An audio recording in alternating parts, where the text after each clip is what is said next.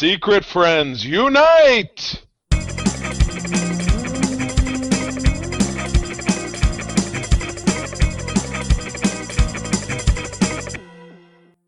Welcome to the Secret Friends Unite podcast, episode 491. This is your guide to the geek side, and I am one of your hosts, Todd Oxtra, as football season has returned, and we are all about the fun of fall. So with that, we turn to Charlie Carden, my co-host. The fun of fall, 88 degrees here in West Michigan. Yes. It's ridiculous. It's 85 here. My goodness. I don't know what you would call the later summer. I know that it had an expression it was used in the past, which I'm not comfortable saying. We'll just call Indian it late summer. Indian summers. That's what I'm talking. It's a term that is not without like revolution or I don't know. That's what I was curious about. I've certainly ended up on the wrong side of not understanding that kind of thing. So anyway, I will look it up to see if it's horrible. Is there a website that just has, hey, this is racist now, you can't say this thing? Is it racist.com? Yes, let's go to see that. Okay. Native American summer. How about that, Charlie? Why not indigenous appropriate?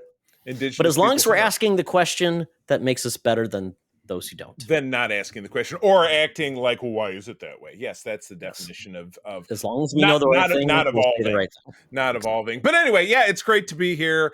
We got a fun show. We're going to talk about all the other great stuff that we usually love to talk about. And then we're going to preview media as we get into the fall, because fall actually begins. Is it next week, the 20th? Or is that? Oh, no, that's this week. It's the 15th as we're recording this of September. So just 5 days from now. 5 or 7 days. Correct. I can never keep it straight if it's the 23rd or 22nd. But regardless, we're about to launch into the fall, which is fun. You know, spooky season. We've, on the movie front, we've already gotten into watching some spooky movies because we have a long list. So we thought, why not kind of stretch it out? So we watched, you'll love this, Todd. We watched, because they're all like an hour and 20 minutes each. We watched all 5 of the Final Destination movies in the last few days. Oh my God. They're and now you're going to be paranoid of how you may die, Charlie, every day. I mean, I thought I had seen them all. The second to last one, I had almost no recollection about, but the movies are all the same. And if you haven't seen them, hit me up on social. Is Tony Todd in all of them, or was he just in one of them? That's just the thing. He was not in the 4th one, which is the one that I thought was the worst. Cause there are 5. Yeah. But he came back for the 5th. He did. But again, that's a subject for another time. But yes, I would say I have them on Fandango, but I think they're on Max. But they're dumb. It's a movie that follows the same exact format for 5 films, but people loved them. People absolutely loved them. They were on from the year. Yeah. The first one was the year 2000. Last one was 2011. People loved them. But anyway, we're into that season, and we're into our awesome Secret Friends Unite Patreon Super Squad. If you visit patreon.com/Secret Friends Unite, you have the opportunity to listen to early shows like my program Code 47, which is all about Star Trek, which I drop a couple of days early on our Patreon.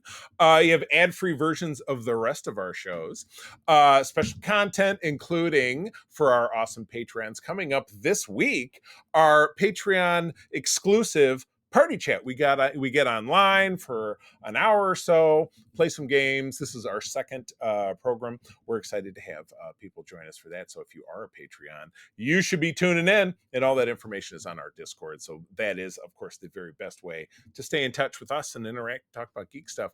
Todd's got a new program. Todd, I couldn't even do it justice. What do you got going on? Oh, yes. I am a sporto, but I'm a novice most of the time. I just enjoy it, but I'm not well-rounded. So I am in a fantasy football league. So is Sean Nias. We thought, hey, we talk about this stuff anyways. Talk about picks. What should we do?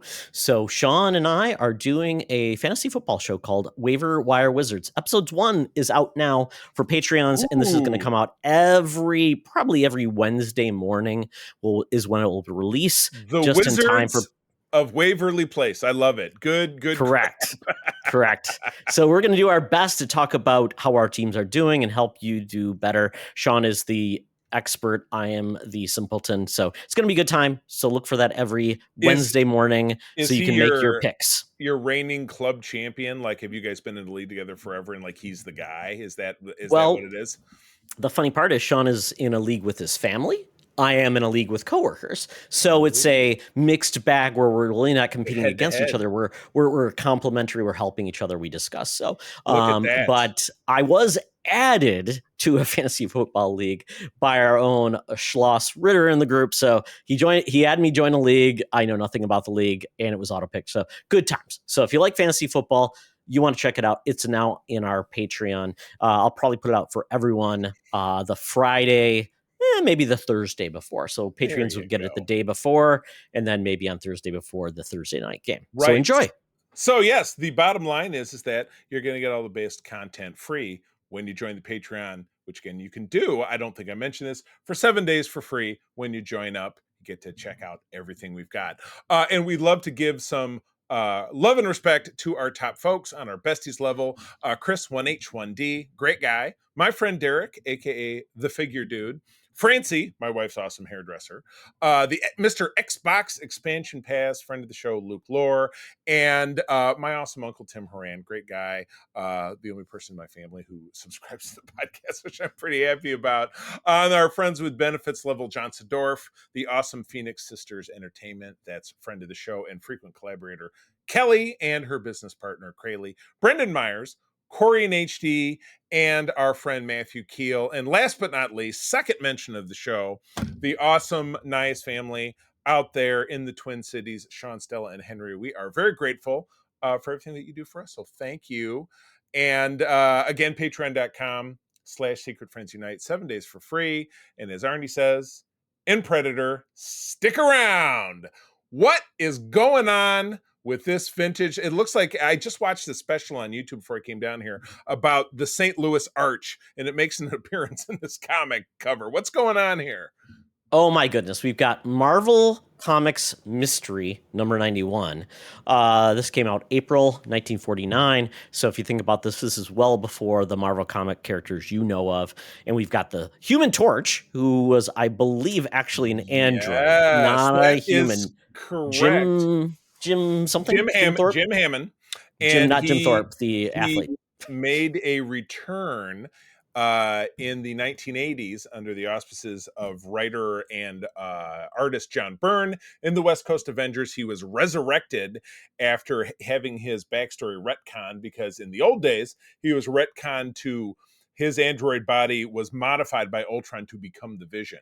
And Byrne retconned that by saying it was a trick from Immortus in the future, Immortus being Kang.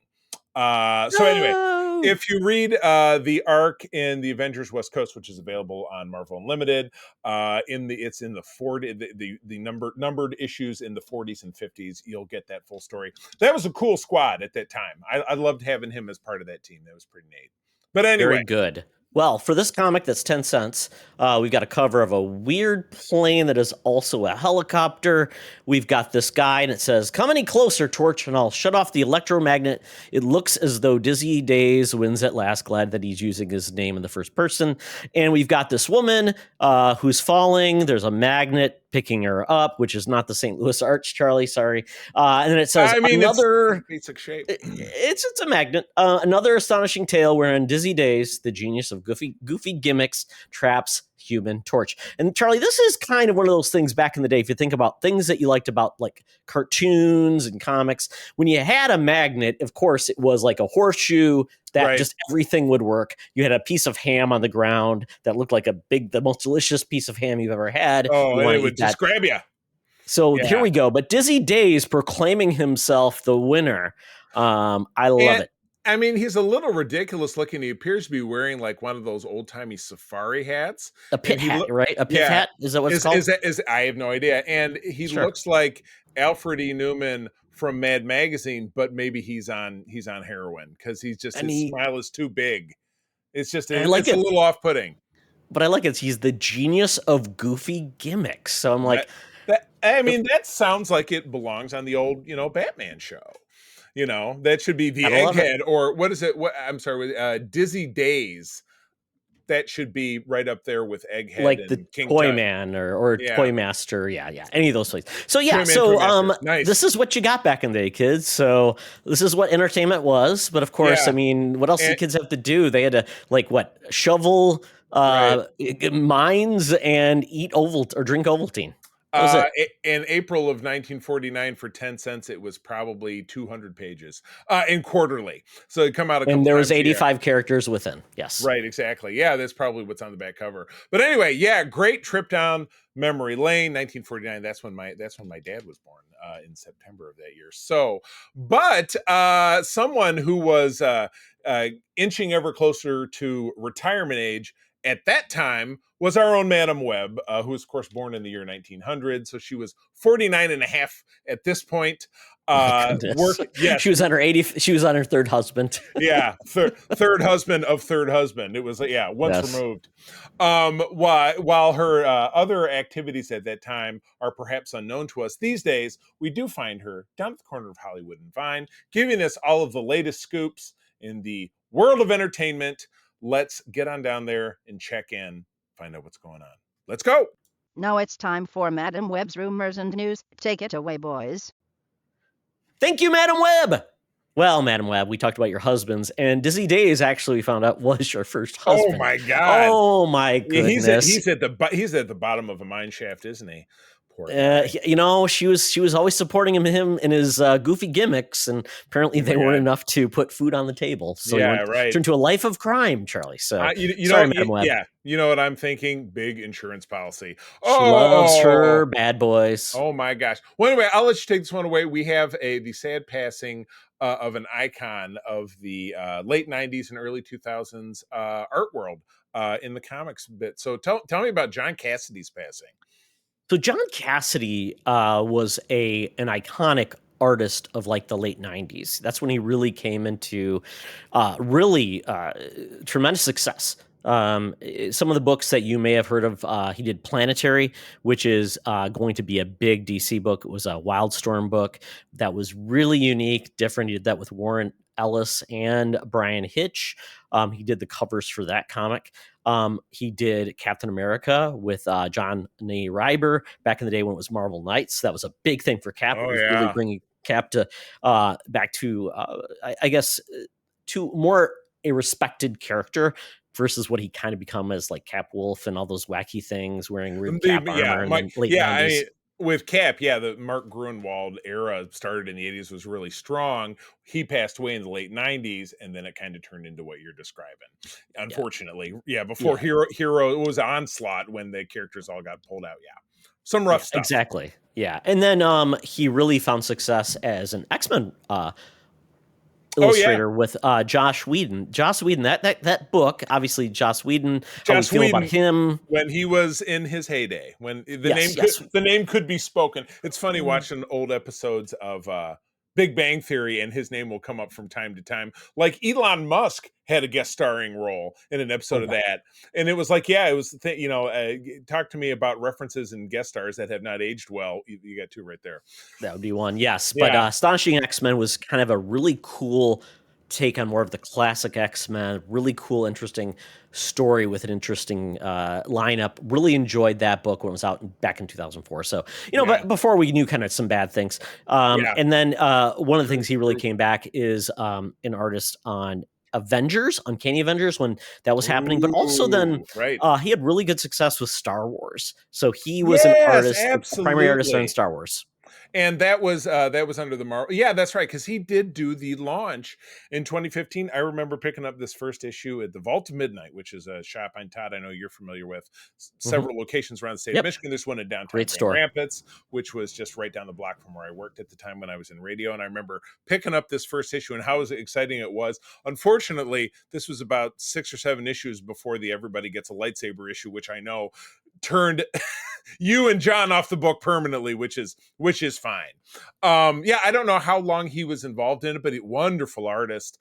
And I'm kind of picky about comic book artists in general, but I remember how much I really respected what this guy did. So do we know what he passed from? Was he ill? I I'm don't, skimming through his article. his sister announced his death. He's 52. That's very young. Yeah. Not aware of if he was suffering any health issues. He was a chief creative officer of Inhumanoids, which is a publisher as well. So he is a well-respected creator, and it's kind of Yeah. sad to see him pass away. But as of Without right a doubt. now, we don't know why he died. But that's just sad to see someone 52, so many more years ahead, especially Yeah. illustrators in comics. You see people that are in their late 70s still drawing, Right. and Right. we no Yeah. longer Because get that from him. it's not like you're going to work in the mines. You can sit and do it I mean, in as your long as you don't home have like studio. arthritis and it goes badly, but Ah, still, I yeah. mean, you and I both deal with Walt that a little bit. Simonston is Yeah, we're not. still Yeah. drawing, and Is it? we got Yeah. some of these classic creators that are still doing their thing. Yeah. So, Right. I sad love it. days. Yeah, the tough stuff. So best wishes, of course. I mean, that's 3 years older than Yeah. me, Charlie. That kind of Yeah. like, woo, and 4 Well, years older than you, and we feel, I was gonna. yeah. Our hearts go out to his family, and always, always take care of yourself if you can. Hopefully that Exactly. wasn't it. But anyway, moving on, I was excited to share this movie with April this morning because my wife is really into the witchy stuff, particularly the part of the MCU that deals with that. Agatha All Along comes on this week, Wednesday.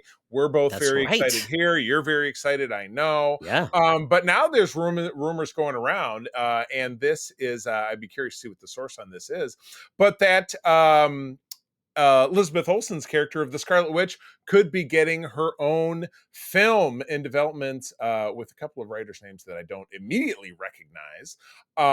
But this is learning from Production Weekly. Don't know much about them as a source. They kind of put out what's going on into Hollywood productions. So it's actually a resource if you just have to dig for information. So not bad. Now, this is the character's in a tough spot because, yes. Starting in WandaVision, where she, created this bubble of reality, but we ultimately found out, well, she was manipulated by Agatha, which is where we're going to spin with that new series. But then taking the character into the second Doctor Strange film in 2022, where she became a bloodthirsty villain and then apparently died. So it's really interesting to me how and when we're going to see her now between this being announced, meaning it's anywhere between 3 years away or maybe longer, and the fact that the Vision series, Vision Quest or White Vision or whatever it is, has also gone into production. But White Vision would be a very bad title. I think so. Yeah. So, well, they had Black Panther, but yeah, that you're right. That doesn't fit the bill. Does not fit the bill at all. So it does have some speculation that Wanda could be involved in that series in some fashion, and that could then dovetail into her having her own project. So I would be very curious to see how that's all going to play out. Certainly in the Marvel comics, the character has had her ups and downs. She was responsible for House of M, the near extermination of the mutants, if I remember correctly. But that was a storyline from damn near 25. It doesn't work when there's no mutants in the MCU yet. Yeah, there's no mutants. Okay, we got you. They're all dead. See, I accomplished it. Or she could be like, no, I'm bringing them all back. Maybe she'll kill all the maybe she'll kill all the Skrulls because we got to wrap up that part in the MCU. Oh, Charlie. No. Inhumans. Get rid of the Inhumans. Well, the Skrulls. Remember all the Skrulls and then we had the Super Skrull played by Emilia Clarke. We got to get rid of her. So yeah, maybe that's what we do. No more Skrulls. Yes, we can use magic to get rid of our clear production missteps in the MCU. All of the dangling plot points. Yeah, killed. Yes, to make it. She can do this, but yeah. But apparently they have found a writer and a partner, Jack Schaefer and Megan McDonnell, who are working on this. And quite honestly, it's very easy to flip the script, as we would say, to bring her back. Nothing is ever written in the comics that hasn't ever, been rewritten, retconned, as we would say. That's an old term in the comic books. And I am interested. Could we just get away from the fact that maybe we can bring her back to a place with the new Vision? Maybe that's where they come to terms on, we're here together, we're damaged people. You had a reboot Vision. Maybe I need one too. Right. And we give up on the whole thing about her kids because those kids were never real. They were just recreation. So maybe it's they work through that. There's some therapy done. And now we can say maybe she can come back in a different light with Vision. They find a new path and just get Right. rid of that all of the baggage that kind of Well, is holding Marvel back. I mean, don't forget that the multiverse as it was and the what if, whatever it is, does open up the door to be like, well, this is me from a different universe, or that's how they're going to do the Fantastic Four in the film that's Yeah. being produced right now. And we have the Secret Wars coming up, and we have, Robert Downey Jr. as Doctor Doom. So yeah, the multiverse stuff is going to stay in play. Because they've already involved this character in that portion of this, I have no doubt that it will be relevant in some way, shape, or form. But I like Elizabeth Olsen as an actress. I like the Scarlet Witch as a character. She's very, very important Avengers character. I hope her going accent all the comes way back though. I don't feel like she ever really gave the accent up. I think you'd have to show me something where you think she doesn't have her accent. Because I feel Charlie, like in the first movie, her accent's pretty damn thick, and it comes back, and she sounds like she's from the Midwest. I don't know. I think you're going to have to show me the instant replay on that. Her accent is as much as it is, what is it, Latvia, wherever the hell she was from, Sokovia, Sokovia, yes. Yeah, as you are Canadian. I get accused of that all the time with all my stories. I know. No one's accused her of being Sokovian now. Well, maybe they did, but she just made them go and all that different stuff. All right. Well, shifting gears, and obviously we don't know when we would see this. My guess is 3 or 4 years. That's my vibe. The same way that I feel like the Vision will be at least 3 years. Okay. So as you said this in our Discord earlier this week, who knew we would be looking at a trilogy for Venom, and then to have a third film where they're saying we're wrapping up the dynasty, we're doing it. I've never been a fan of these films, but Todd, I know you have a varying take. Like, hey, why not? Dumb fun. I could barely sit through that second film. The second film was horrible, Charlie. I could at least find something fun and enjoyable in a B movie tier of the first movie. Sure. The second movie was just a hot garbage dump. And this third film, maybe they finally get it right. I don't know. But they're putting so we got a final trailer for the third Venom film, which they're calling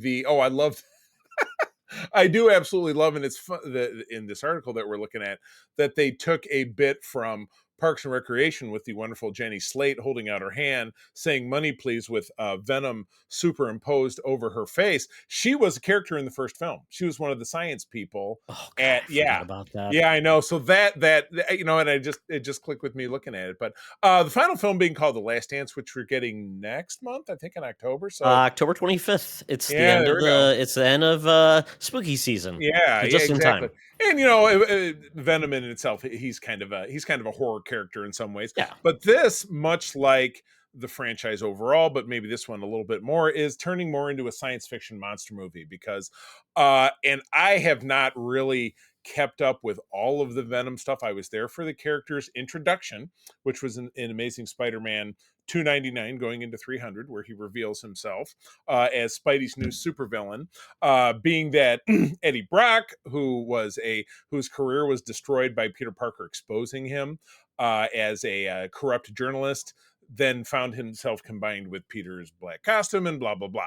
Of course, these films contain none of that because there's no Spider-Man in these Spider-Man films. The Spumco remains free of the spum part of it. The sp, it's umco. It's the part of it without Spider-Man. But yeah, we get to this and we are seeing that the overall overlord of the symbiote's home planet, which is weird, doesn't really fit into the whole Secret Wars part of it, is Null. And Null, and Todd, I told you this in the pre-roll, is actually being played by Norman Reedus of The Walking Dead. Is it? That's what I read. Is that not what it says that's in this article? But it's not in IMDb. It's not illustrated anywhere. There's a thing coming soon.com why fans think Norman Reedus is playing Null. So I'm looking it up. There's nothing like... Well, that's very responsible of you to double check that. But yeah, that is... I feel like something that got tossed out there this week, and maybe I fell victim to the news baiting. It was not on We Got This Covered because I stay away from that. But yeah, this was a kind of a wild trailer. I think it was set to the tune of what was the? I've already forgotten the song. It's a classic rock. Oh, it song. was Baby It's a Wild World, right? Oh yeah, Cat Stevens. Yeah. So yeah, we're seeing. Oh, Throughout this, no, Sundown. No, that's in the next story we're going to talk about. Oh, that's right. I'm getting a mess. Sorry. I Yes, feel like Sundown. I feel like you're right about that Cat Stevens one, but again, this is how prepared we are to do this. We did watch the trailer, I swear to God, but I probably watched it a couple of hours ago and I've forgotten. But yeah, so this is going to be involved run, and then we've got Juno Temple of Ted Lasso fame is the female lead. She's a scientist at the Science Institute where Eddie, I'm sure, gets locked up at some point and then escapes. But we're getting Is Michelle Williams coming back. I don't know what they did with that character. Did she get killed off in the second one?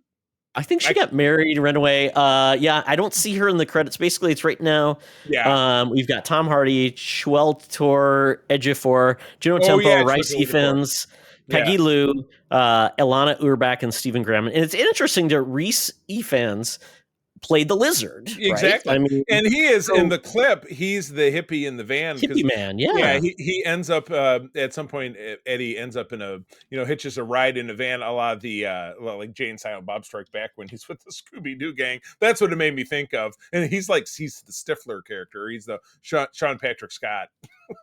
Yeah, exactly. Yeah. And then we do have the one guy who's in the symbiote prison, Stephen Graham as Patrick Mulligan, a detective who previously encountered Eddie and is imbued with a symbiote named Toxin. So, there you go. Okay, so we're going to have another Venom character, and then Null. All we got in the trailer was a picture of a guy with straggly white hair. So Norman Reedus probably would work for straggly white hair. That's how they faked me out. Well, dear listeners, my apologies.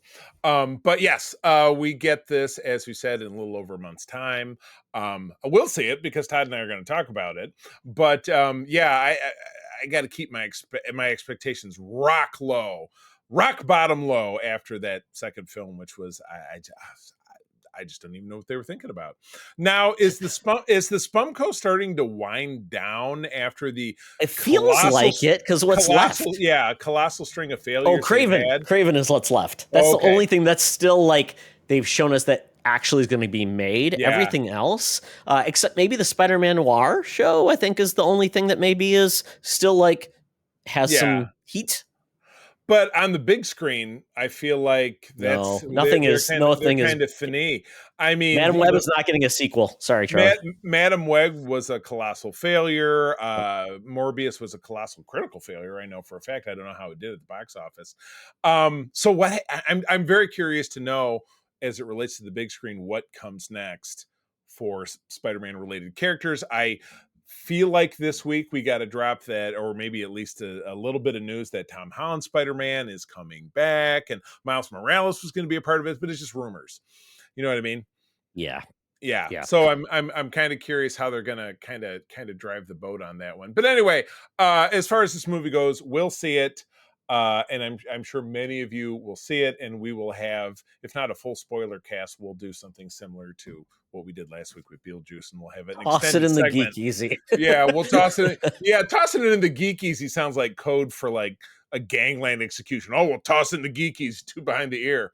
Yeah, exactly. So, I'm sorry, you had a subheader on this. Oh yeah. Oh, that's a pretty quick thing. So the creators of Null said that they want their money or want something for having their character included. And quite honestly, when it comes to creators wanting some type of financial remuneration done, when you work for, unless it's in your contract that if a character you make shows up on the screen, you're not getting anything. So you know what, Todd? I got several words for you to string that together. Blunt Man and Chronic. Remember that entire movie? Absolutely. That was the plot line of, I mentioned Jay and Silent Bob Strike Back for the second time. I had brought up in conversation with April earlier this week. I have to watch that one again. That was one of Kevin Smith's later movies that I can actually stomach because it's fun, where you get into the stuff he's made, in the later 2000s, and there's not a lot of fun to be had in Tusk. I'll just tell you right now. Oh, sorry, Kevin Smith. I'm perfectly fine with Kevin Smith Yeah. doing what he wants to do, and I don't have to watch it. So As long as you there don't you have to see go. it. Take that, yoga hosers. Oh, so painful. All right, I watched this trailer this afternoon, and Yes. this is out the first part of next month, if I'm not mistaken. Yes. But this is over on Max, and it is a new interpretation of Stephen King's classic Salem's Lot. And April's first question was, it looks better than this was a TV movie. We talked about this. You and I talked from about the this 80s. recently. Yeah, the early 80s. David Soul. It was a mini series. I think it was maybe 2 to 3 parts, and I enjoyed it. But it was from 1980 on TV. Yeah, exactly. So yeah, do your math on that. But yeah, it follows your very typical Stephen King archetypes. It's a small town in Maine called Salem's Lot, or the Lot, as the locals refer to it as. Do we have any name stars in this one? I feel like I recognize a person or two.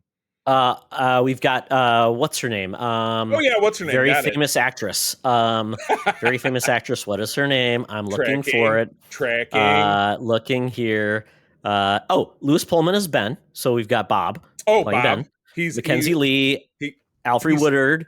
Alfred John Woodard. Benjamin Hickey, Bill Camp, Jordan Preston Carter, Nicholas Cravetti, William Sadler. Obviously, William Sadler is great. Yep. And we've got the son of from The Boys, the main bad guy. Oh, his son. son. The son. Okay. Yes, he plays the little boy you see as kind of who's tapping on the window. A vampire. Yeah, yes. So that's going to be great. Let me in. So I'm really looking forward to this. This is a standalone original film, so it's not a mini series per se. I would assume it'll be a feature length, so 90 minutes or more. But yeah, perfect. Oh, it says October 11th. You wrote down. Thank you very much. Correct. I knew it was that first part of October. So yeah, that looks really great. Good. Yeah, great, good, very good trailer. They had that song "Sundown" by Gordon Lightfoot. Yeah, worked really well for Gordon it. Lightfoot gave me the vibes. Is one of my father's all-time favorite musicians, and I think everyone over the age of 70 loves Gordon Lightfoot. Exactly, Charlie. And he's Canadian, which being from Detroit, that's a big deal to us. And the Edmund Fitzgerald. Yep, absolutely. Fun fact by people from Michigan. Oh my God! Great Lakes drama turned into a song. Oh my God! Yes, our international listeners and people who don't live in the Midwest are probably like, "What are these idiots talking about?" Edmund, what now? Isn't that a beer from the what's the brewery that does Edmund Fitz? It's on tap at my local place. Oh, that is Great Lakes Brewing in Cleveland. Yes. Great brewery. Stuff. Yeah, and a great Big Bob's. Friend of the show, keeps on tap. All right. Well, you're familiar with the show and I'm not, so you take it away. Talk about Good Omens ending. Yes, this is very sad news because Neil Gaiman is. A lot of people look at him as like he's a geek who's done well. Every time he's involved in something, he's usually on the right side of everything. And he has made the show Good Omens, which I loved to pieces. First season was amazing. I need to watch the second season. It's a great show, Charlie. You would love it. John Hamm is in it. Yeah, it's great. David Tennant and blanking on his name. Michael Sheen. Yes, basically playing angels and a devil. Really good. John Hamm's great. He plays one of the heavenly hosts that comes down and manages things. Really enjoyed it. Season 3 is basically being halted because Neil Gaiman there's accusations about misconduct by Mr. Gaiman. Damn it.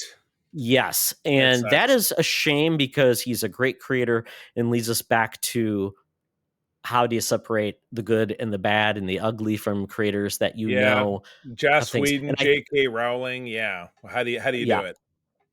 So what do you say? So you say anything they did in the past before you knew is okay, but everything new is bad. But then you think of like who would be employed by this? Yes, he's going to make money, like J.K. Rowling's. So it's really sad because a lot of people find joy in those creations, regardless of the creator. Yeah. Or it's for a consumer, ignorance of that kind of thing can be bliss, but that doesn't mean that you turn a blind eye to it. But again, it's a slippery slope because as a consumer, you don't have any involvement around that kind of thing or influence at all. If you grew up tied again, back to Joss Whedon, you grew up, not grew up, but as a young adult, you loved his work. I loved the Buffy movie that came out in 92. That was fun and exciting. The Buffy series, the Angel series that We just talked spawned about the off of it. comic book that John Cassidy did with him. That it's Yeah, like, exactly. yeah, But yeah, you find out that he's not a good guy. I mean, rock music is very much the same. I love, for example, classic rock artist the late Warren Zevon. Produced great, insightful music. He was the musician's musician. Bruce Springsteen, Jackson Browne, those guys all loved him. He was not a good guy.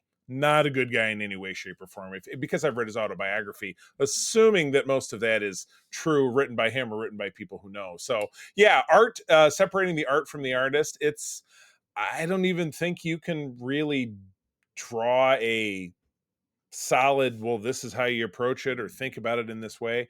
I don't really I guess it depends on what it is. I mean, if it's something, if it's sexual assault, God forbid, or if it's some kind of with J.K. Rowling, if that part of it touches your life, I'm sure it's much more impactful to somebody who it doesn't touch their life. And maybe you're like, that's terrible, but it doesn't mean I hate the work. Or maybe it's terrible, so everything is tainted and I can never touch it again, or I can never care for it again. I just don't know. yeah. There's a podcast from Tortoise Media called Master: The Allegations Against Neil Gaiman, which at that point, You have a whole podcast he's accused of about, sexual. Yeah, he's accused of sexual assault. Where then at this point, it's like, do you wait out the legal proceedings to see if he truly is guilty? I mean, you want to allow people that have allegations to have their day in court. So Right. then, is it the right thing just to say pause it all? Then, but it is it's a sticky wicket, man. It's like you Yeah. want to make sure that victims are heard and Right. given their day in court, but you also want to say, is every allegation should it be vetted out before it's brought forward? I don't know. In the court of public opinion, no, because people catch wind of this and they're, especially in recent years with the Me Too movement as it relates back to this, Yeah. And Harvey Weinstein. But again, he was definitely guilty, proved conclusively by a ton of witnesses and stuff. But this says the accusations came out in July, which was just a few months ago. So obviously the discovery process behind this is still happening. But There's a lot of livelihoods on the line. Yeah, It's other people that had right. nothing to do with Neil Gaiman Right. doing this that are trying to earn a paycheck by Right. writing and things like that. So it should Right. be like, and maybe Neil Gaiman should just say, hey, I want all proceeds that I would earn from this to go towards victims' rights. And at least we could say he's not profiting from his bad behavior. I don't know. Right. Or he just ejects himself and says, please carry on the show without me. I mean, he's like no you longer said, involved in it. Yep. And he says, I won't be making money off of this, but I want the cast members and I will, have my day in court. Yeah. Yeah, exactly. It's shitty. It would be great if it was that cut and dry. But again, because this is, sexual assault is, it's terrible in the entertainment industry, obviously. The burden of proof is so hard. It's so frustrating and it's so demeaning to everybody involved. Right. Well, when there's blood in the water and an accusation has been made, you're right there. People who just their minds are just made up. In the court of public opinion, as I said, let the legal process move forward, but hopefully there will be some deference to, again, the people who lose their jobs with this kind of stuff. I talked on Holocron with Mark about The Alkalite, which was unfortunately very unpopular recent Star Wars production that got canceled. And you have people in fandom like, yay, it got canceled. I'm not excited it got canceled. I'm not excited that this whole group of people lost a job because, hey, I've been on the job hunt for a number of times in my career. It's not fun to look for a new job, and that unemployment creates uncertainty. Especially if you had nothing to do with what is driving all of the drama. Yeah. You just have to deal with it. So I would say best of luck to everyone involved in this production. And I hope that justice is served. And if in fact he is guilty of that, I hope that it's proved and justice is done. But I hope for the best for these people, because that is just unbelievably tough. Yes. Unbelievably tough. All right. Well, that takes us out of the news. We are due at the Geek Easy. Got to get out my Fuber app, my feeble Uber app, order up that nasty cab. Oh, smells like a hot garbage dump in here, but he's got the air conditioning running, which you think would help, but it doesn't. But he's got the AM radio plan. Probably going to make people puke. Oh my God. Okay, just push it out. Push it out. You got 2 air fresheners in your pocket, but the AM radio's playing, and I hear this advertisement. Hey, Secret Friends Unite, let me tell you about Zencaster. We use them for our show, and now they're supporting us. Zencaster is now the all-in-one solution making podcasting easy. It's the ultimate web-based podcasting solution. Provides high-quality audio and video podcast production and hosting. With a full suite of professional tools, podcasters can seamlessly record, produce, and publish studio-quality content, all from one dashboard. Being a creator has never been easier. And we chose Zencaster because of the ease of use, high quality output, and it makes it super easy for our guests to come on. We had multiple solutions we tried before, and Zencaster has just been the best fit for us. Why Zencaster? It's now super easy to record a podcast with Zencaster. Log in using your browser and start recording a high-quality podcast right away. Record studio-quality sounds and up to 4K video with your guests. Feel a sense of zen knowing Zencaster's multi-layered backups ensure you always have your recordings in the highest quality, even if the connection is unstable.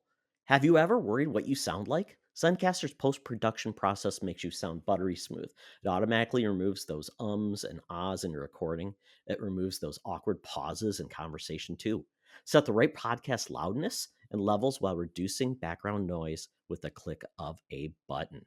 So if you're interested in making an easy, high-quality podcast just with the click of a browser button, go to Zencaster.com/pricing and use my code SFU1. You'll get 30% off your first month of any Zencaster paid plan. I want you to have the same easy experiences I do for all my podcasting and content needs. It's time to share your story. Now back to the show. Talk nerdy to me. Talk nerdy to me. We're sitting in the Geek Z cover band's playing, drinks are poured, and we are ready to get our nerd on. So I am back into the world of Middle Earth with The Rings of Power Season 2. I watched the first episode, and man, oh man, this is so much fun. I'm really digging the show. This is the prequel. 1,000 years. Wait a second. You're saying this this second season is a prequel to the first season? No. The whole show is a prequel, Charlie. Sorry. I know. We watched a few episodes of the first season. As you know, it's not my thing. So it's a slog. Yeah, the first season was a slog. It finally caught really some momentum. I really enjoyed it, and then it kicked off. This first episode is really awesome. This is all about the rings of power being created. So we're finally getting there, and things are coming forward, which I really dig it. And this is really Sauron's story, which I find interesting because it's really the way they managed the first episode. It really changed my idea of what is possible with the show and what they did. So I'm really excited about this season because some people are frustrated. Some people say this is a very complex show. Like, I need to know way too much about it. It's very dense. And they said it's dense and I feel dense. And I'm like, yeah, you might. This is Tolkien. This is making me dense. Yeah, and then somebody's like, they talk about Elvish, and I'm like, but it's not the Elvish. What is it? The Elfin magic? No, it's not the Keebler elves. This is about the regular elves in Elvender. You're saying that there are no cookies in this show at the end? No cookies. No cookies. Like, gimme. So you know, I'm curious about shows like this. Being that this is a multi-million-dollar epic, and they spend gajillions on it, and we know that Amazon is, Bezos is, richer than Abraham Lincoln, or with more money than Davy Crockett. I was drawing from my Forrest Gumpisms. Davy Crockett has money. I did not know he was the Baron of Beaver Baron. Don't you know that? Don't you remember that was one of his lines when Forrest sitting on the bus bench speaking to the woman says, "Yes, ma'am, we've got more money than Davy Crockett." Bubblegum shrimp. How do they make money on a show like this? How do they how do they draw in more subscribers when it feels like almost everyone in the universe has Amazon Prime and would get it anyway? This is more to retain subscribers by adding value, Charlie, because Okay. as the Okay. cost of Prime goes up every year, Mhm. people may say, well, is it It's too worth it much. for Yeah. 2 days? Exactly. And it's like, well, now I got Amazon Music, I got this. So it's Yeah. not just the delivery. So when it was just the delivery, you're like, I get all this extra stuff. Now it's like, well, I got all this extra stuff and delivery's still around. And now they get, maybe your stuff doesn't show up on time, or maybe it's like, oh, it takes 5 days to that. So this is really like adding value outside of that. Like now there's Okay. NFL games. So you think how much the NFL games on Prime cost? You think that was cheap? So anybody that doesn't care about that stuff, now you're basically bearing the burden of any Prime increases that you don't care about what they're offering. So some people that doesn't want the TV shows, people don't want that, and they get that. I think this is what Amazon's play was basically. We need people to subscribe to Prime, and you're going to pay for all this extra stuff even if you don't want it. It was kind of like the people that subscribed to cable and got ESPN and like, I don't watch sports. Why am I paying for sports when I don't watch it? So this will turn into a point where people will say, is Amazon Prime worth the value at $200 a year? Yeah, right. Because it's now what, 130, 140? I thought it was pretty close to $1.50. I'm not sure, but it was $1.20 2 years ago, or maybe and it was less. $79 when it kicked off. Yeah, exactly. So they're yeah. just So yeah, if you're wondering, obviously that's where the money's coming from. But yeah, is it really? But yeah, as a retention tool, it's your loss leader. It's your it's your gum aisle as you're standing in line at Meijer. You know what I mean? Like, oh well, I really need an air freshener and gum. And second air freshener reference of the show. Sorry, it doesn't smell bad in here, by the way, just in case you were wondering. Charlie, you're making people like don't want smell-o-vision for this podcast. Oh, you don't think but so? I would say at this point, it's like if you don't feel it's worth the money, you can still get like free shipping if you spend $35 on Amazon. So it might be a point where you just say, I don't need all that extra stuff, but if you want all that extra stuff, it's there, and it's adding value to you if you use most of it. Could be. Yeah, well, but it's so season 2. You've watched the first episode. How many episodes? 6, 8? There should be like 8, and I can't remember how many seasons have been approved, but this is a very expensive show. So I don't know how the viewership is going and if Amazon even cares, but maybe a scenario is like, well, people are going to turn in for Jack Reacher. Do we really need to spend $500 million on another season of the show? I don't know. I'm enjoying it while it lasts. Yeah, like I said, I've always been somewhat mystified how streamers like Netflix and then this arm of it and Matt, like how are they making the money on the original retention? So, it's about retention, Charlie. Retaining water, except the water is dollars. Retaining dollars. Yeah. Awesome. Okay, well, I saw one thing and I read a couple of different comics, but we went to the movies. I was kind of hesitant to see this movie because the trailer was creepy as shit. Oh yeah, but it is Speak No Evil, and I learned a little bit about this. April and I were talking about this on our walk yesterday because we saw it on Thursday or Friday, I think Friday night. This was based off of a Danish film. Yeah. Back in the gentleman who I don't have it up right now, but the gentleman who wrote that original screenplay based it off of an experience that he had when he and his wife or his family in general were on holiday. They met another couple from another place. Vacation ended, they went their separate ways, and at a later point the Danish writer receives a postcard. Hey, it was great to meet you, come stay at our country house if you're ever in the blah blah. And this guy said, yeah, I don't think I'd be comfortable with that, but what if I did and all this fantastical horrible stuff happened? And that's how he wrote the screenplay. Yes. Love it. Yeah, basically to break it down, we have 2 stars in this film. We have Mackenzie Davis, who you've seen. She was in one of the Terminator films, and I think she was in that Station 11 adaptation, which is set in Michigan, about post-apocalyptic Michigan. And then you, of course, have James McAvoy, Professor Xavier, and star of many, many other things. And Scoot McNairy, the name that Scoot is not a real name, sorry, but you can't be a Scoot. That's a big pass on that. But it's the exact thing. So this, they are an American couple who live in London. They're on vacation in Italy, and they bump into another couple played by McAvoy and Lily. I think it's Lily James. I didn't look it up, but it took me Aisling Franciosi. It's 100% looks like Lily James. If she has she's very attractive lady, but not her. But not like I was positive it was Lily James. But anyway, they're on holiday, and it's same thing. Holiday ends. Our people. Oh, and Mackenzie Davis and her husband have a daughter who's she's a little fragile, has a stuffed animal she sleeps with and has a tough time managing her emotions and stuff. Who's she's 10, 11 years old. And this other couple have a son who is mute, who McAvoy's character, who is a doctor, says, well, he's got this condition with his tongue and blah, blah, and he really can't, his tongue is too small and he can't speak, and he gives it a name, and I'm curious if it's a real thing. But not to give anything away. Tiny tongueitis. Tiny tongueitis. That's the exact name of I it. love it. So anyway, our main characters go home, and just like with what I described to you, they receive a postcard. Hey, come visit us in the countryside. And then this ties right back into obviously what you saw in the trailer. They do go to visit them in the countryside, and everything is weird and really kind of off-putting. And naturally, there's a dark secret contained. But it's called Speak No Evil because, again, the young boy who is their son Speaks no evil. he cannot speak. So anyway, this is in theaters now. It just came out. I didn't look at any of the facts and figures from it. It is a Blumhouse, so it's made 20 million yeah. gross against a budget of 50 million. So small budget. Yeah, so they're on their way.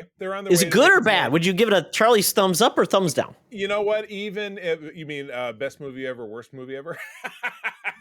Good or bad? Would you recommend me to see it? I would, because you thought you enjoyed it versus it's Yeah. bad, but watch it anyways. I would no. It was not one of those. It's not ending up on Bad Trip to the Movies with the Cardins. Okay. Yes, good movie. And Okay. again, I was hesitant because I found the trailer a bit creepy. Yes. April kind of Unnerving. Yeah, she kind of pushed me over the line. We went to go see it, so it was great. I didn't necessarily figure out the twist, but it's a very dark twist. So yeah, go check it out. I thought it was plenty dark, and hopefully I've Is this tied to M. Night Shyamalan? Like, yep, it's what's his name? The Beast from I've got it. Glass. You know what? Because it's because M. Night Shyamalan's last film had no twist. This guy stole the twist. This is the twist of 2024. That's the twist. He stole the twist. The twist is it's not immutable as far as not being stolen. So Twister the movie. There we go. That's how we make a Twister movie. I love it. Exactly. I read 2 comics this week, but for sake of brevity, I picked the better of the 2. I'm actually branching out into, in addition to having Marvel Unlimited, subscribing to some series here and there that are actual monthly series. I get a date and drop. I do that with the G.I. Joe miniseries, though one of them was really delayed. I think the last issue of Destro has been pushed back 2 or 3 weeks. So I've not seen it. Or the most recent issue. Issue 4 has been pushed because I keep getting, your thing has been pushed. So I'm current with that, but it's not, the most recent issue has been put out. But I read the final issue of Volume 2 of Star Wars, which I think I talked about in a recent issue. It was extra long length, and it was okay. I think the second volume of that series has been better than the first volume of that series, and now they're going to move into your post Return of the Jedi timeframe with a mini series, which I'm also signed up to get. That's going to hit in November. But I read that, and the other one I read, and I was teased about this, and I got to tell you, I was sucked in by the jackets because they have new outfits. But it is Avengers Assemble. But think about this: the E.R.S. at the end of Avengers stands for Emergency Response Squad. So not system. And it is set not a call-in. Maybe, it's not a call-in show.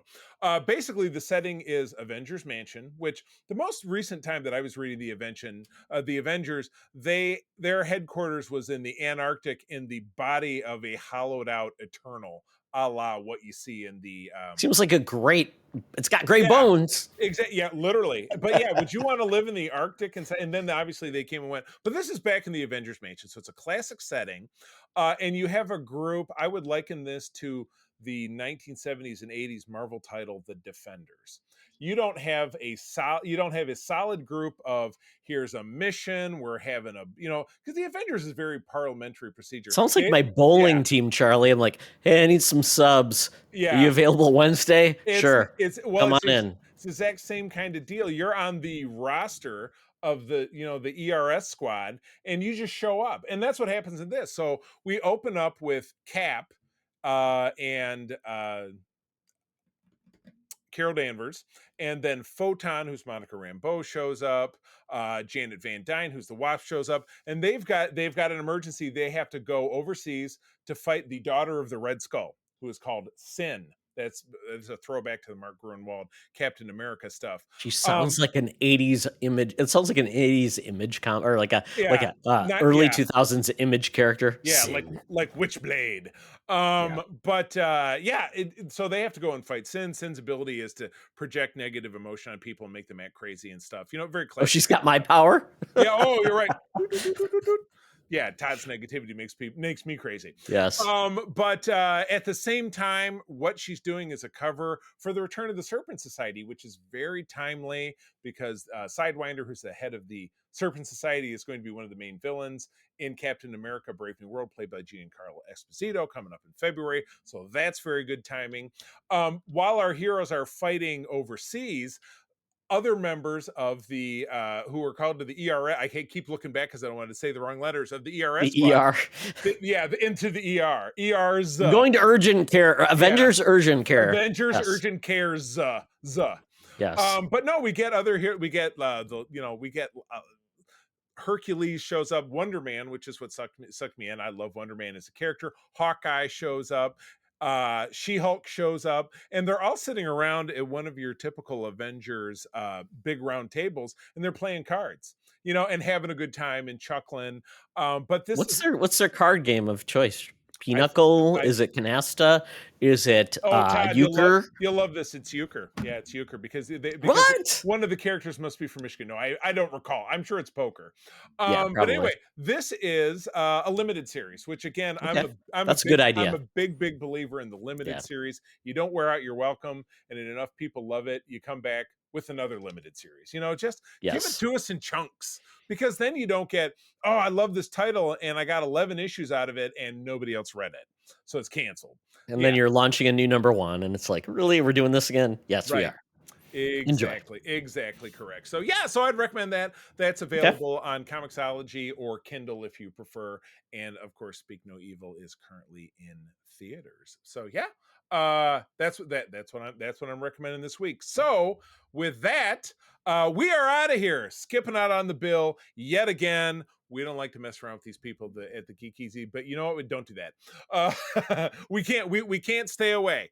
But I've got out my Air Quantus app, my app to get us down to the land down under, because Hologram Tina and the mutants await. It is time for our annual fall media preview. Let's go for it. Welcome to another edition of Thunderdome! Thank you, Tina. We're sitting the Geek Easy. Oh, no, we are not. Oh, my God. We are. Whoa! I have not left. Let me start again. It's the jet lag. Thank you, Tina. We're sitting in the Thunderdome, where the mutants have been gathered for a topic or game to be entertained. This week, we're doing our fall media preview with a emphasis on the geek part of that. We're going to start with movies, Charlie. So at this point, we're in September. We already had Beetlejuice. That's kind of like the big geek movie that already started. It's doing very well. We enjoyed that. But the next one is Transformers 1. So we'll be talking about that next week. That should be a lot of fun. This is the first animated movie from the Transformers in almost 40 years, I guess. Yeah, right. Yeah. It's a little bit less than 40 years. But we're getting basically the original origin story of the Transformers with Pax Orion. We've got D16, aka Megatron, Chris Hemsworth. I think we've talked about this movie enough. I think this looks like a much better Transformers movie than we've had in years. Deciding to do something fun with it and give you, because I think we got Scarlett Johansson is in this. John Hamm, I think. I know Brian Tyree. Brian Tyree. What the hell is his last name? From Atlanta. Brian Tyree Henry. I know it was an H.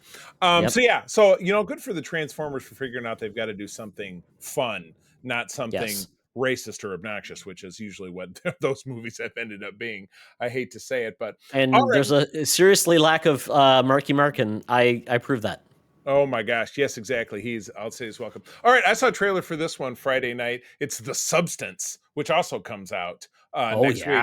Yeah, this is interesting. This is Demi Moore, who gets hooked up on this youth drug that because she's a woman of a certain age, and she gets hooked on this youth drug that has a very specific regimen of how often that you can take it, and she starts to abuse it. What's interesting is when she takes it, she becomes a younger actress, which of course you'd have to do it. Yeah.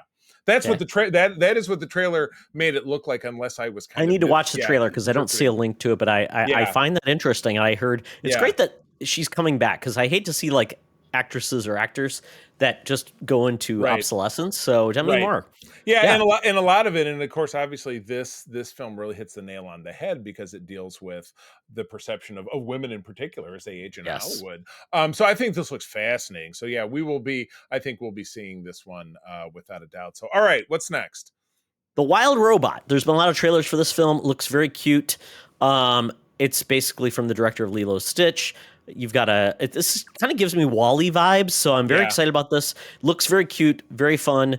I hope this finds an audience. My wife saw a trailer; she's down for this. So cool. This movie looks very, very cute. What's next, Charlie? Megalopolis is at the end of the month. This movie is already kind of being teed up to be unsuccessful. And the trailer doesn't. This is the passion project of Francis Ford Coppola, as I understand it. And but and I'm sure that the budget behind it is massively unbelievable. $115 self-funded too. $115. That's what you just 150 said. million self-funded. Yes, Oh 150 million. Yeah, so I think that's gonna hurt. So I don't necessarily see me seeing this one in the theaters. It's got bad buzz for me, but I don't know. I'm not ruling it out, but I don't. I may have to take the hit for this one, Charlie. I may have to see this one. Okay. I am mildly entertained by one of the greatest directors of all time making something that people are just like, what the hell? Yeah, like Cloud Atlas, right? All right, and we're getting into October. What do we got? Yeah, so we got Joker Folie à Deux, October 4th. So this is the sequel to the previous Joker film. This is going to be a focus of Joaquin Phoenix with his character, where essentially it's going to be a legal trial film where the Joker's on trial, tied together with the Joker in prison. He meets Harley Quinn, and they fall in love, and it's going to have elements of music. I am hearing this movie is kind of a mixed bag already, but I'm all in on this. I've got I do love Lady Gaga, who's obviously playing Harley. But yeah, my most recent experience with musicals was the Strange New Worlds musical, and I didn't enjoy it. But as a matter of protocol, I'm sure we'll see this film too. I just don't know. But again, that Joker movie was so impactful, and it was one of the last things we talked with our late friend Bobby Pauls about. So it's very emotional. But it was exceptional. It was a very successful film as well for an R-rated film. So while I'm sure we'll see it, I'm just not I'm not busting at the gate to see it. But yeah, I would love to be proved that it's something super great, and I'm just that it defies my expectations, and I'm like, I just don't know.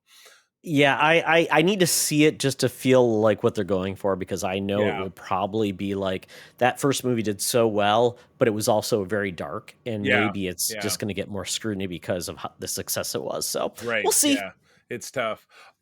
Skipping ahead, I assume these next couples don't really grab you, but we get to the Big Smile. Yes, the movie. I have not seen the original. Oh, you should see it. You should. I will see it. Absolutely see it. Probably next weekend. I'll watch it on the weekend. The Smile is it's kind of shticky in the same way that Final Destination, which Todd and I were talking about, or The Ring, which we also is a horror movie we rewatched again recently. But it has to do with when someone is going to die because they're being chased by an attachment of death. They have this rictus smile, and then they commit suicide. They do something. They self-harm themselves to death, I guess. Okay. So there's no they're not killing other people. They're actually just going to kill themselves. Yeah. No. I mean, you've seen the trailer, right? So there's a guy there's the guy in the trailer who approaches our very Lady Gaga like star, or Chappell Roan, who I understand is the new hot pop star, though I don't know a lot about her. But it's the same thing. She comes home one night and her boyfriend is flipping out, screaming at someone who's not there. Yes. And then he grabs a big rictus smile, and then he grabs a free weight and smashes his head against it. It's from the trailer. What's better than killing you? If they're just Yes. killing themselves, hey, have your own smile. Yeah. And then, but it gets transferred. You're like, what? It's like have that have a It Coke and Follows Smile. movie, right? Right, exactly. Yeah. Or the Ring. You know what I mean? Yeah. So 7 days. Yep. So so this is, I mean, the first movie didn't have a happy ending, as you can imagine. Oh, okay. Yeah. Sorry. I'm sorry. Shouldn't have said that. No, that's fine. That's fine. I'm okay with that. Okay. That's good to know. But yes, go and check that out. And then the next one is, we already talked about Venom, that comes out October 25. Venom Last One is 25. And then I'll get to, let's see, the next film. This was a weird one. Back in Action. This is the movie that Jamie Foxx has been going through some health issues. This movie is the last movie that he had been making with Cameron Diaz. And it's kind of like, once again, Charlie, apparently everybody is a serial or like a hitman or a CIA agent in disguise. Right. And this is the same thing. And this is on Netflix, by the way, just so you know. It's not a wide release. Yeah. No. But it just it feels like everybody, how many people are really either hitmen or CIA agents undercover? Feels like majority of the movies that come out are, that's what it's involved. You don't know. Yeah. You can't know. You can't know what they do. Apparently, maybe I am, and I just haven't been activated. Who knows? But this movie, Jamie Foxx, he's going down a path of like, he's going to start being on like Stars films and things like that. So we'll see how that goes. Cameron Diaz, I thought she was out of the business. I couldn't. She stopped making movies too. I couldn't tell you the last thing I even saw. Because she's married to Benji Madden from Rock Band, and they're very happy. Right. That's okay. All right. Get ready for more legacy sequels. We know there have been some that have been big and successful, but this is the second film about Gladiator. Now, the first Gladiator film came out in 2000. Russell Crowe was the star. Oh. And are you not entertained, Charlie? Are you not entertained? It was a great flick. I'll have to rewatch it before we go see this, because I'm sure you and I will be talking about this. But so this is, I believe, kind of a real time evolution, because you take the kid. I think it's the kid from the first film. And then you jump it forward and seeing his story. But of course, you've now matched it up. We've talked about this on the show before. You're matching it up with Denzel Washington. You're matching it up with the Mandalorian himself. So you got some star power behind this. My question is, how successful was the original Gladiator film? Was it a it was an Oscar winner. I mean, and that made Russell Crowe's career. But I mean, I remember seeing it, and I'm like, this movie did very well. Right. Looked at the box office performance, but this goes back to the director, who seems like he keeps going back to his previous movies. Yeah, just bump him forward. And it just seems like, is it worth it for Russell? Sorry, I mean, not Russell. Ridley Scott. Scott. Is it worth it to go back to your old stuff or do something new? He's done that with Aliens. He's done that with this. Should he be doing something new? But you know what? Why not? I enjoyed Gladiator. And he's an older fella, so maybe he wants to stick with something that I think is going to work out. So so I'm interested in this. Todd, musicals. The next film is a musical. It's highly anticipated by all the remember the theater kid that we saw in the piano bar when we were in Chicago. This is someone who'll be first in line to see this movie. What is it? Yeah, and it's funny because you talked about Chaperone. Like they did Hot to Go, HOTTOGO.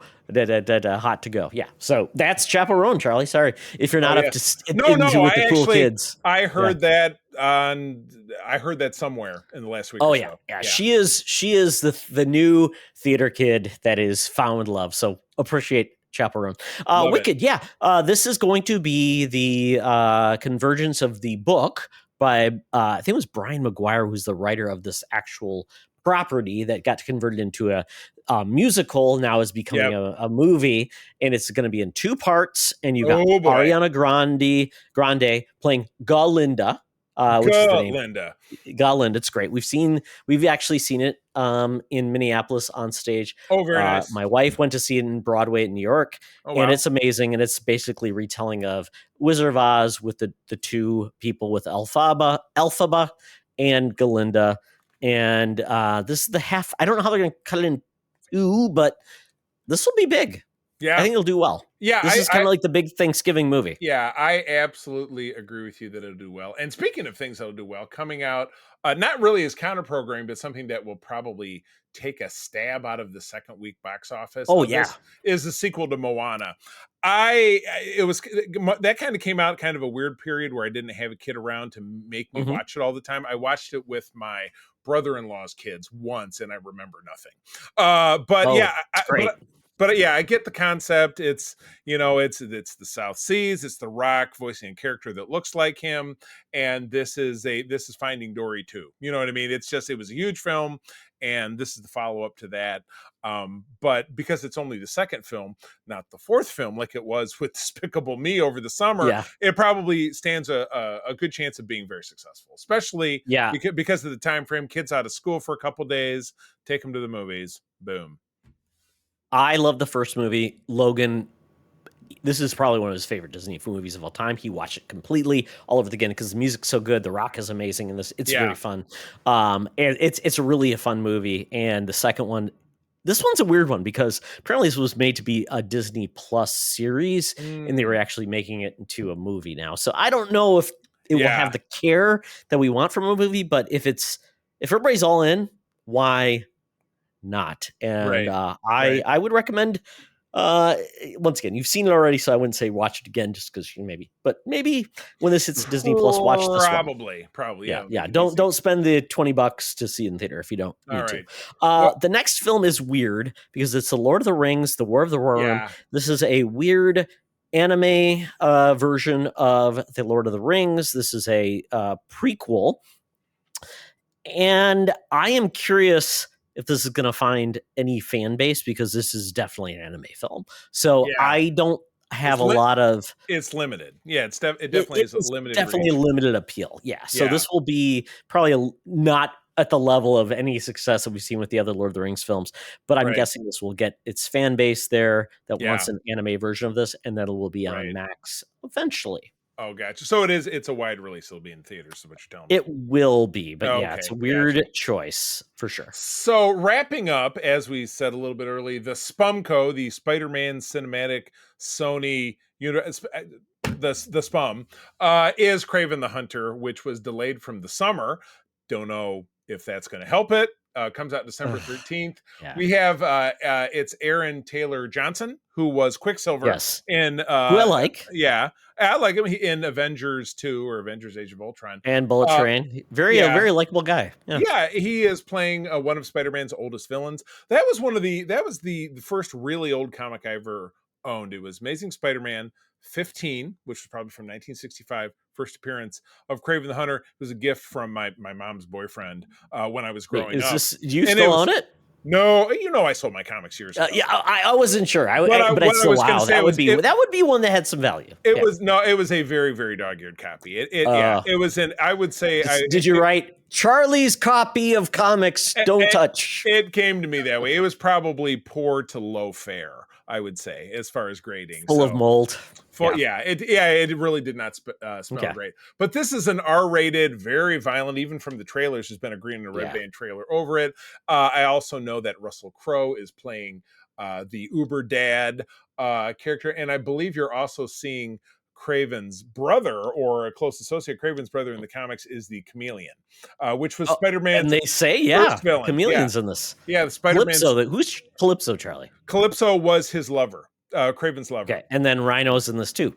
Interesting. Right. Okay. Yes, exactly. Yeah, so we're getting, but again, when you collect all the Spider-Man pieces without Spider-Man, it's not proven to be a real crowd winner. No. So my vibe is that, especially since we've heard nothing about other projects, this might be the end. I feel like this. Yeah, this is the last one I think that has any actual production completion. Right. So what will the Spumco do now? Well, you know what? They'll move back into the animated Spider-Verse films because those Spider-Verse, which feels completely different than this. Yes.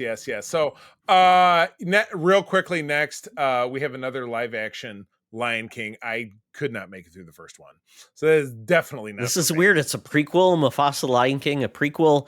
Don't know if this will get any attention, and obviously you don't have the songs to back it up either. Yeah, but you know what, Charlie? It's going to have Beyonce and Blue Ivy in it, so that's a thing. It's absolutely a thing. We talked about Sonic the Hedgehog not that long ago. Looks fun, December 20th. Does look fun. And then ending this list, your Christmas delight is Nosferatu on December 25. Directed by the director of The Witch and The Northman, which are both movies that we love and have talked about on this show. But those are not feel-good films. I know. So it's weird. We got Lily Rose Depp and Willem Dafoe and of course the Skarsgård, because you can't have a horror movie these days without a Skarsgård. All right, so that takes us out of the movies. Definitely some fun stuff. April and I do the movies because we belong to the club at the local theater, so we go see things without guilt or expectation, and it's fine. You know what I mean? It's good. No investment. You're like, I'm not spending money on this. So exactly. But all right. New TV shows is the next segment. New TV shows for me is weird to talk about because we don't have traditional cable, and so stuff filters through Hulu and or Disney Plus or stuff. So I don't really. No, I mean, some of the stuff scrolling through here is, Netflix, it's Peacock. I love this, Charlie, though. The article we've got is TV Guide. So it's like not even like the old days where you get one in the mail, It's like, this is Netflix, it's Peacock. There's many different things. So we're going to scroll ahead to, interesting things that you may enjoy. And I'm gonna just keep scrolling until we get something I find interesting. Agatha on September 18th. Yes. Already talked about it. Yes. Yep. Penguin the next day. Penguin. Yep. Next day on HBO Max. That should be really interesting with Colin Farrell reprising his role. So he puts everything into what he does. So I think it will at least be a quality thing. We keep going, and I'm keep going. Charlie, Matlock is back. No. How far did you go ahead that you caught that? You missed Twilight of the Gods. Zack Snyder animated on Netflix. I did not miss it, Charlie. I'm not going to miss it either. I must have flown right past. Oh, you must be going backwards. Okay. Matlock. No, I'm going past it. Okay. Oh, Matlock is Kathy Bates. Is that right? Am I reading this right? Yes. Oh so Kathy Bates, Oscar winner, is playing essentially a new take on Matlock. It's on CBS, Charlie. What could even be better than this? Beau Bridges, and Jason Ritter in this.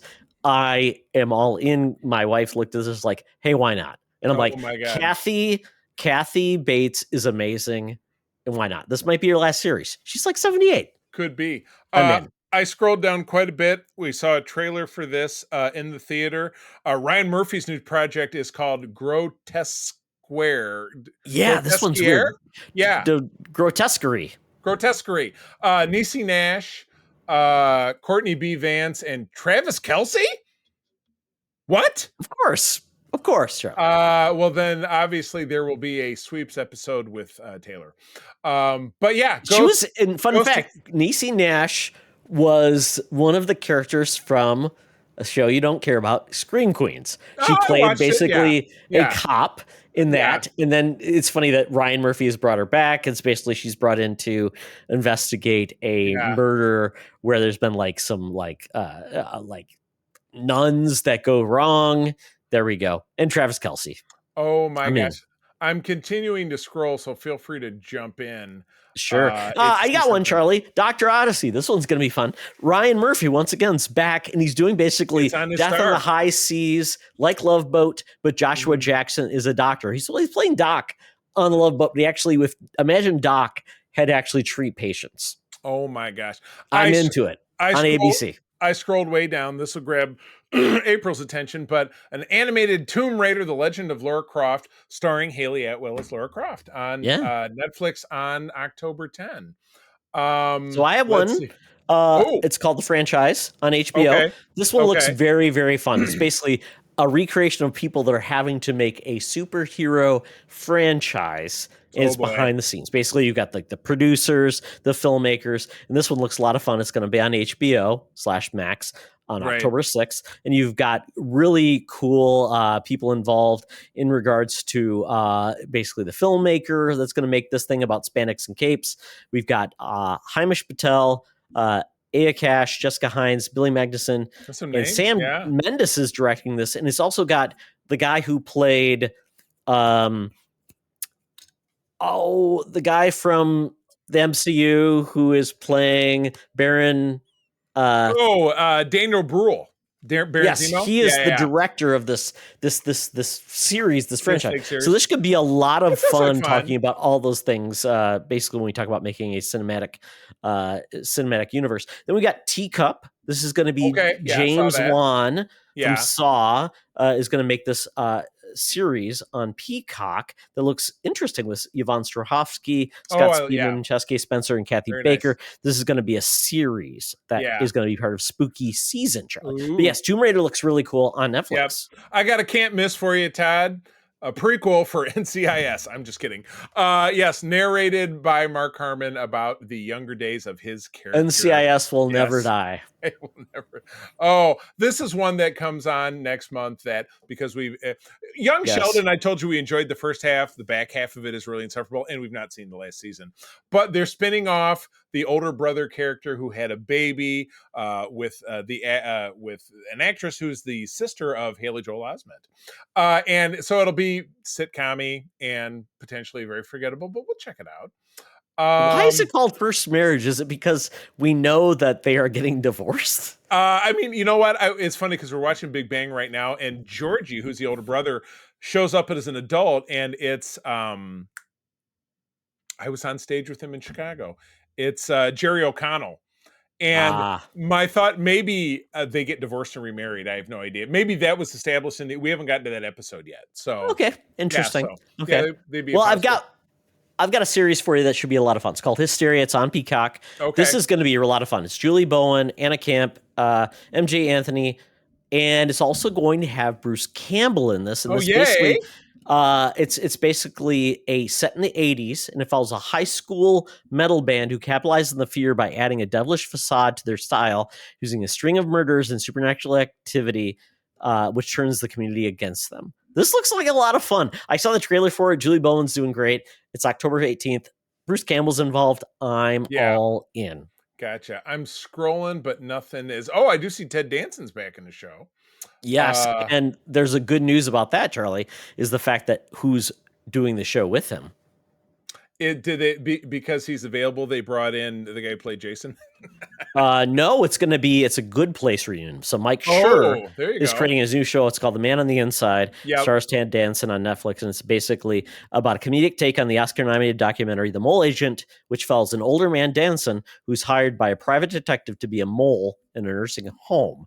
So that should be fun. Oh, cool. And I'll hit on a couple that you might have missed. And we'll go from here. All right. So if we go to this one's going to be interesting. It's called Like a Dragon. This is based on a video game series, Yakuza.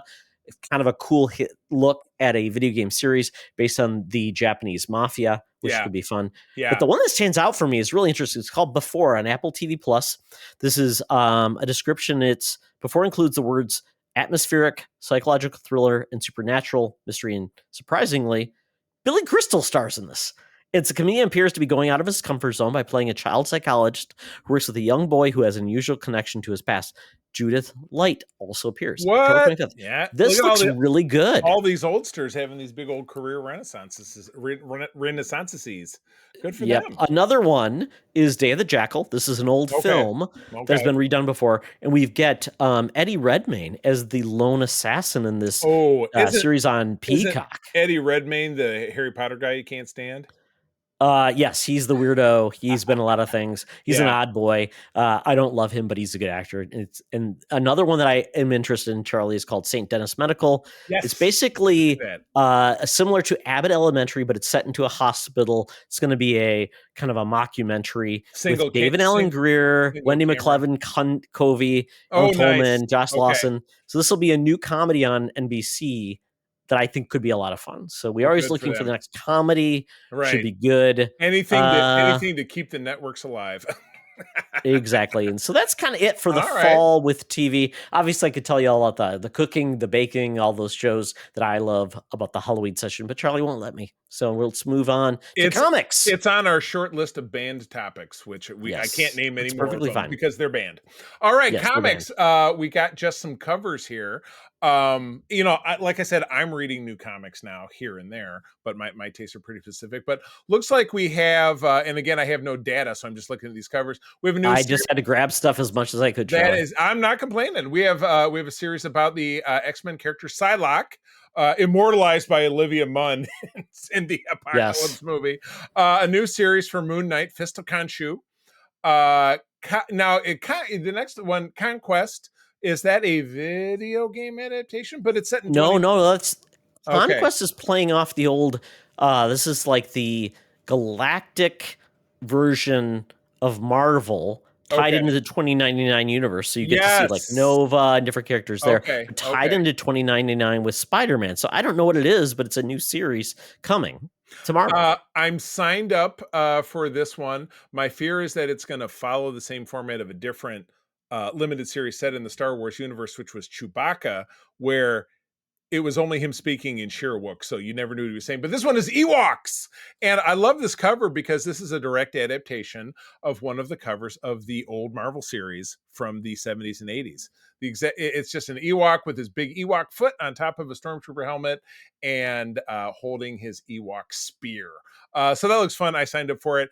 Every once in a while, I'm successful forcing April to read a comic, and because it's about the Ewoks, I think I will be successful with this one. So I hope there's a lot of eating of flesh by the Ewoks. I think maybe it could be just that. So, all right. So that's Marvel. What do we got over in DC Comics? So DC, we're getting some like Halloween era type of comics. We've got DC Horror Presents #1. This is coming out October 23rd. Bones crunching, worms munching, blood spattering. Basically, people are taking the DC characters and putting them into horrific elements.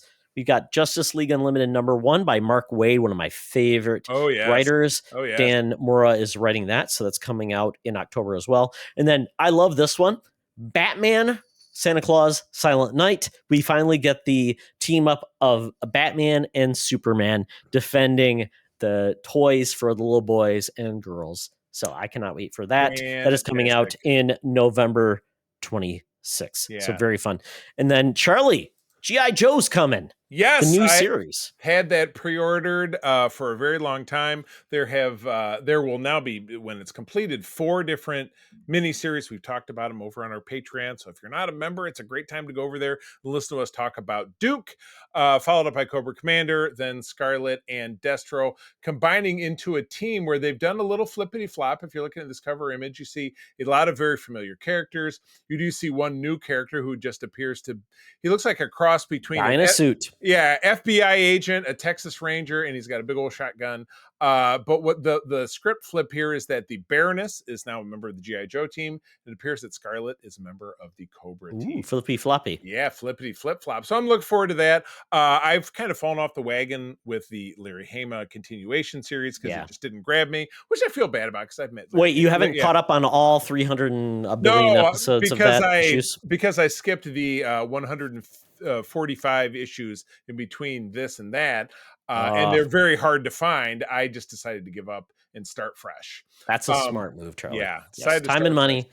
Yeah, exactly. All right. Well, what is Hornsby and Halo from Image Comics? What's that all about? Yeah, so this is a one-off, or maybe it's going to be ongoing. It's called Hornsby and Halo. It's good versus evil from the minds of Peter J. Tomasi and Peter Steinberg. Great creators. Keeping the cosmic peace isn't easy, but the opposing leaders of Heaven Hell broker a deal that trades Zachary Halo, an angel child, to a demon family, and Rose Hornsby, a demon child, to an angelic family. To hope this truce will halt the winds of war. That's kind of fun. The winds of war, my least favorite kind of winds. Well, good. And then, of course, all of your regular ongoing comics that you would expect will be out there. So, yeah, that's it. That's the fall. I'm trying to remember if we also do a winter preview. We usually do a New Year's preview. That'll be our next. Yeah, anything coming out basically January to March. Exactly. Yes. So that's what Kitchen said. But that's the show. So yeah, Good times were had. Thanks for joining us, everybody. Todd, where do people find you out there? They find me on the threads at Teoxtra, at Secret Friends Unite. It's a good time there, so check me out and all the things we're talking about there. Very good. Same here. I am on Threads and Instagram at the C3 TheCeeThree. I'm not hard to find, I promise. Spent a heck of a lot of time over at our Secret Friends Unite Discord, because that's where we're having all the fun conversations. April and I do also run a fun little group, just a Discord, for trekkers in Michigan. It doesn't really matter where you are. We just had to name it something, but we do love talking about Star Trek, and we'd love to have you there as well. So hit us up.